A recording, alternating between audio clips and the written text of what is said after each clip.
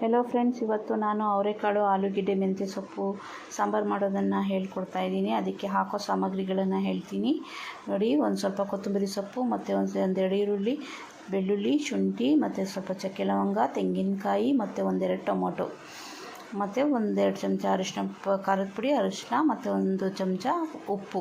ಇದು ಬೆಳ್ಳುಳ್ಳಿ, ಶುಂಠಿ, ಚಕ್ಕೆ ಲವಂಗ ಇಷ್ಟು ಮಾತ್ರ ಮಿಕ್ಸಿಗೆ ಹಾಕ್ಕೊಳ್ಬೇಕು. ತೆಂಗಿನಕಾಯಿ ಮತ್ತು ಟೊಮೊಟೊನ ಸಪ್ರೇಟಾಗಿ ಗ್ರೈಂಡ್ ಮಾಡ್ಕೊಳ್ಬೇಕು. ಇವಾಗ ಮಾಡೋದು ಹೇಗೆ ಅಂತ ಹೇಳ್ಕೊಡ್ತಿದ್ದೀನಿ ನೋಡಿ. 2 ಚಮಚದಷ್ಟು ಎಣ್ಣೆಯನ್ನು ಹಾಕ್ತಾಯಿದ್ದೀನಿ. ಅಲ್ಲಿ ಎಣ್ಣೆ ಬಿಸಿ ಆದಮೇಲೆ ಇದು ಬೆಳ್ಳುಳ್ಳಿ, ಶುಂಠಿ, ಈರುಳ್ಳಿ, ಕೊತ್ತಂಬರಿ ಸೊಪ್ಪು, ಚಕ್ಕೆ ಲವಂಗದ ಪೇಸ್ಟನ್ನು ಮಿಕ್ಸಿಗೆ ಹಾಕಿರೋದು ಅದನ್ನು ಎಣ್ಣೆಲಿ ಹಾಕ್ತಾಯಿದ್ದೀನಿ. ಅದನ್ನು ಹಾಕಿ ಚೆನ್ನಾಗಿ ಫ್ರೈ ಮಾಡ್ಕೊಳ್ಬೇಕು. ಫ್ರೈ ಮಾಡ್ಕೊಂಡು ಚೆನ್ನಾಗಿ ಫ್ರೈ ಆದಮೇಲೆ ಇವಾಗ ನೋಡಿ ಅರಿಶಿನ, ಉಪ್ಪು ಮತ್ತು ಖಾರದ ಪುಡಿನ ಹಾಕಿ ಅದನ್ನು ಮಿಕ್ಸ್ ಮಾಡ್ತಾಯಿದ್ದೀನಿ. ಅದನ್ನು ಚೆನ್ನಾಗಿ ಫ್ರೈ ಆಗಬೇಕು.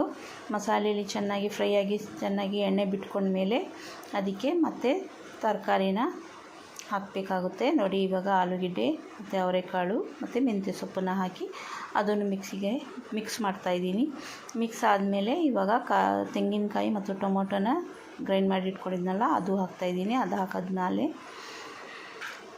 ನೀರನ್ನು ಹಾಕಬೇಕು. ನಮಗೆ ಎಷ್ಟು ಬೇಕೋ ಅಷ್ಟು ನೀರನ್ನು ಹಾಕಿಬಿಟ್ಟು ಮಿಕ್ಸ್ ಮಾಡಿಬಿಟ್ಟು, ಎಷ್ಟು ಬೇಕಷ್ಟು ಮಿಕ್ಸ್ ಮಾಡಿಬಿಟ್ಟು ಅದಕ್ಕೆ ನೀರು ಎಷ್ಟು ಹಾಕಬೇಕು ಅಷ್ಟು ಹಾಕಿ ಆಮೇಲೆ ಕುಕ್ಕರ್ ಮುಚ್ಚಳನ ಹಾಕಬೇಕು. 2 ವಿಷಲ್ ಆಗೋವರೆಗೂ ಬಿಡಬೇಕು. 2 ವಿಷಲ್ ಆದಮೇಲೆ ನೋಡಿ ನಮ್ಮ ಸಾಂಬಾರು ರೆಡಿಯಾಗಿದೆ.